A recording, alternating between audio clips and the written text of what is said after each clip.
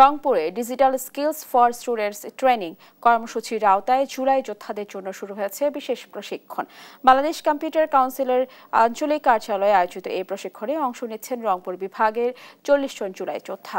বুধবার সকালে প্রধান উপদেষ্টার বিশেষ সহকারী ফয়েজ আহমেদ তৈয়ব অনলাইনে উপস্থিত থেকে কর্মসূচি শুরু করেন।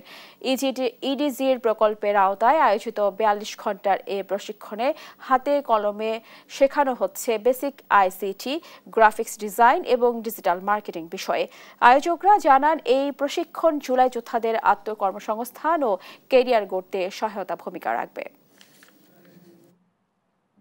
যারা আছে তাদের স্কিল ডেভেলপমেন্ট করে দেখা যাচ্ছে যে বিভিন্ন আইসিটি কোনো প্রোগ্রামে আমাদের দেখা যাচ্ছে ট্রেনিংয়ের মাধ্যমে বা কম্পিউটার প্রশিক্ষণের মাধ্যমে যেভাবে পারা যায় যে আমাদের হচ্ছে স্কিলটা ডেভেলপমেন্ট করে বিভিন্ন খাতে বা দেখা যাচ্ছে যে আমাদের আউটসোর্সিংয়ের মাধ্যমে মূলত আমাদেরকে স্বাবলম্বী করে তৈরি করার একটা প্রক্রিয়া। এটা আমাদের এই প্রশিক্ষণ শুধু প্রশিক্ষণে সীমাবদ্ধ না থাকুক, আমরা এর পরবর্তী সময়ে আমাদের প্রশিক্ষণটি কাজে লাগিয়ে আমাদেরকে নিজেদেরকে যাতে স্বাবলম্বী করতে পারি।